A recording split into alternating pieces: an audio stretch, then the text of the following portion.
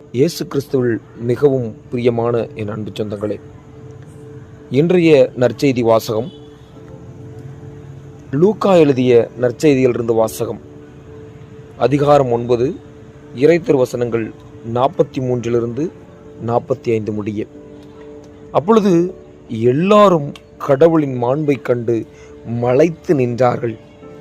இயேசு செய்த யாவற்றையும் பார்த்து அனைவரும் வியப்படைந்தனர்.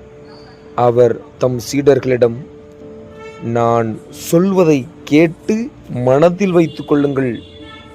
மானிட மகன் மக்களின் கையில் ஒப்புவிக்கப்பட இருக்கிறார் என்றார். அவர்கள் அவர் சொன்னதை புரிந்து கொள்ளவில்லை. அவர்கள் அதை உணர்ந்து கொள்ளாதவாறு அது அவர்களுக்கு மறைவாயிருந்தது.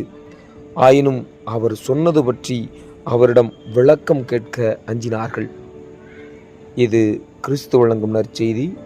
கிறிஸ்துவே உமக்கு புகழ். என் அன்புக்குரிய அன்பு சொந்தங்களே, இந்த வாசகம் மிக அழகான ஒரு விஷயத்தை நமக்கு தெளிவுபடுத்துகிறது. சில நேரங்களில் கடவுள் பலவாறு நமக்கு சில திட்டங்களை நம் கண்முன்பு நிறுத்துவார். ஆனால் அதனுடைய திட்டம், அவருடைய திட்டம் என்ன என்பது நமக்கு புலப்படாமலே போய்விடுகிறது.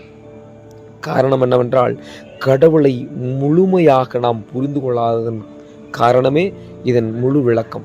எனவே கடவுளை உண்மையாக புரிந்து கொள்வோம். ஏன் நமக்கு வாழ்வில் சோதனை ஏற்படுகிறது, ஏன் நம் வாழ்வில் பல்வேறு பிரச்சனைகள் உண்டாகிறது என்பதை கடவுளுடைய மனநிலையிலிருந்து சிந்தித்தால் நிச்சயமாக அதற்கான விடை நமக்கு கிடைக்கும். நம் வாழ்வும் மகிழ்ச்சி நிறைந்ததாக மாறும். God bless you. கடவுள் உங்களை ஆசீர்வதிப்பாராக. மகிழ்ச்சியாயிருங்கள்.